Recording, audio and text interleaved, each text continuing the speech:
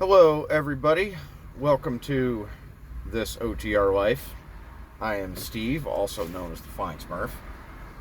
Today, I wanted to talk about something that I don't think gets enough attention, and that's the importance of your driver manager, or as it's known in most other companies, fleet manager, dispatch, what have you. Oh, before I get into that too much, Boris, my regular driver manager, was out for a week.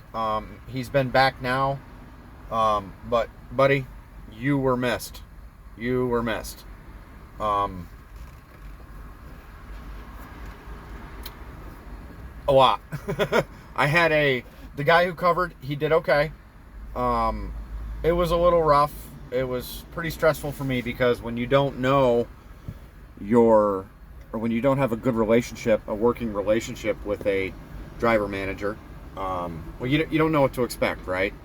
And the guy tossed me some curveballs, some things that I didn't expect, that I'm not used to getting. Boris, my friend, you kind of have me spoiled a little bit, and I will talk about briefly about the one. And I thought I'd been with him a lot longer than I had. It turns out it's only been 3 or 4 months or so. But in any case, me and him, I've never really had any issues until today, and it wasn't really his fault. But I'll get into that. So, anyways, I think a lot of drivers, I don't want to say fail, but struggle because they have issues with their driver manager or fleet manager, dispatch, whatever, and they don't go about handling it properly. It's either that or the company they work for just doesn't give a crap. And if you work for a company that doesn't give a crap, well, don't work for that company, right? I feel if I had an issue with dispatch, driver manager, GP would I think work with me on it. Luckily, I can't say enough good things about Boris. He's freaking awesome. And like I said, when he's not there, oh man, it's just not the same. It's not the same. Now, so he got me the load out of the house after I took a long. I took 8 days off for the Thanksgiving holiday, all that week. And then he got me the load out of the house. I left on Sunday, and then he was out for the week for for personal reasons. And the guy who covered, I mean, he did okay. I got the miles. Well, for how I started, I feel like I could have done better. I don't think that, my problem with the guy is I don't think he utilized me to my full potential. But I can't really fault him for that. He doesn't know. He doesn't know me. He doesn't know what kind of driver I am. All he knows is, well, here's a guy I got to cover. Let's keep him running. And he did that. Most of the loads I did that week were dropping hooks, so he did get me that. But there was a couple of short hauls in there, and it kind of, towards the end of the week, when I'm used to getting something longer to finish out my hours and round out the mileage, I ended up with a 200 miler. Not that big of a deal. Like I said, the guy did okay, right? I'm not complaining. But he's definitely not Boris. Now, on to what I see drivers doing. Well, I hear the complaints all the time, right? Drivers, bitch and piss and moan. Oh, my fleet manager's screwing me, or I can't, whatever,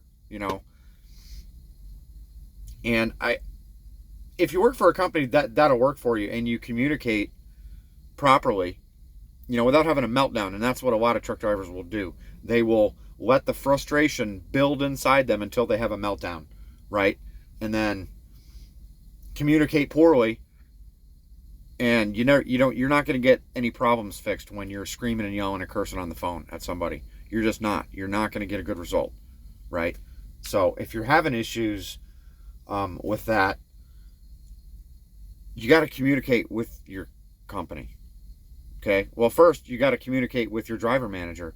You got to talk to them. And you got to talk to them like they're a person. Okay? believe it or not, they're working a job too. And now I've never done it, but I've heard from a lot of people in that driver manager role, that it can be a pretty difficult job. Okay.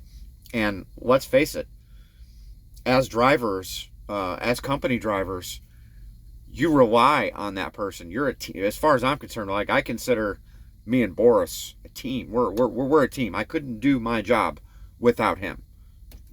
It's that simple. And I certainly wouldn't be enjoying the success that I'm having without a guy that knows how I run, knows what he can expect out of me, and as a general rule tries to get me the right loads and the right situations for, he takes my hours of service into account. He takes, how long I've been running into account. He takes on what area of the country I'm in. He takes things into account, and he seems to, for the most part, get me loads that just fit for getting the miles in. But at the same time, the company also has a lot of dedicated stuff that they have to cover, which is why more often than not, you'll get a load that doesn't have the miles on it that you might like. But I almost always manage to do pretty well, right? Now, the one case where we kind of had a little bit of a hiccup, and it wasn't really, this is what I'm talking about with communication, right? So I don't normally come to this part of the country. I took a load coming to the Atlanta, Georgia area.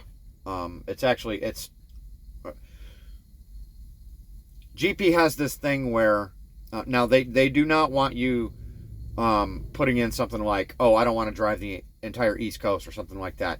But if you have specific cities, and again, they don't want to list this freaking long of all of the cities that you don't want to be driving in, okay?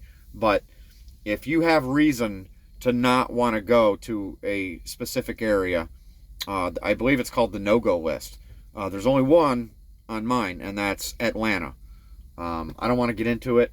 I had a really bad experience here a few years ago, before I worked for GP, in fact. And that's on my no-go list. Okay? Now, this load is on the outside, which it's okay. I've come here before. It's okay. Boris apparently forgot that Steve is not really keen on...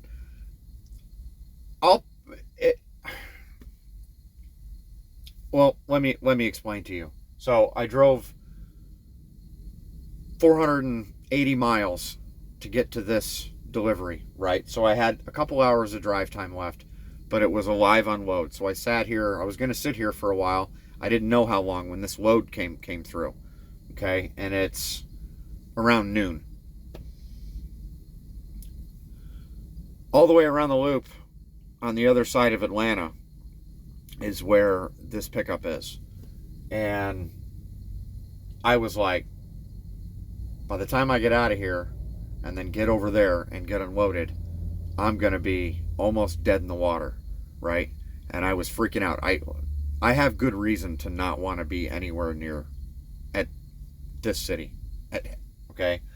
So I was like, damn it. I call him up. I'm like, Boris, man, Atlanta's on my no-go list to start with. And then,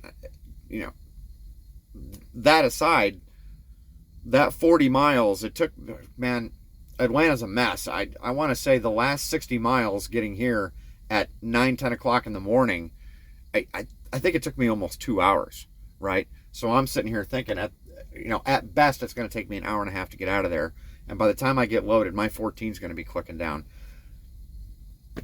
I did not want to get stuck anywhere near Atlanta at night, taking a break, even in a truck stop, because that's where I got jacked up out here, right? I don't want to screw around with it. So he was like really apologetic and everything, and he's like, well, let me call the broker, right? So he called the broker, and he calls me back, and he said, I'll tell you what. He says, you can park here at this place, and it's fine. It's secure. And it's far enough outside of Atlanta. I'm not freaking out or anything. But he worked it so that, go ahead, a little bit of a long break, and I am going to suffer mileage-wise at the end of the week because of this, but I would rather lose a little bit of miles than put myself in a bad situation in a place I don't want to mess around with. So he worked it out, called the broker, and he asked me, he didn't tell me, he said, hey man, would you mind running over there in the morning? You know, you'll have fresh hours so you can just do the pickup and then scoot on out of there. And I said, absolutely. And then I actually felt kind of bad because I've never had to give the guy, I've never had to be like, hey man, this is not cool or whatever. Everything's always been kosher. And then we actually ended up bullshitting on the phone for a little bit. Everything's cool. But that's what you get when you work well with that driver manager, okay? And when you communicate rationally and, you know, and you treat them well, like you would want to be treated, right? You know, treat them with respect. You know, you don't call them up and be like, what the hell are you doing this for? And you know I don't like this, and screaming and hollering and cursing at them. Not the way to handle those problems, or, you know. So yeah, can't be stressed enough. Doesn't matter what company you work for. As a company driver, you know, it's your loads are coming from that guy, right? So it's in your best interest to have the best possible working relationship that you can with that person. And sometimes, man, sometimes it's just a personality thing. If you can't call your company and explain to them that, hey, me and this guy are just not working out, we're just not clicking, and, you know, can we try another driver manager? You know, if you don't work for a company that's willing to do that for you, maybe start looking for another company. Yeah, that's what I got to say about that. And again, Boris, I'm so happy that you're back. And yeah, that's that. All right, you guys, take care, be safe, keep on trucking.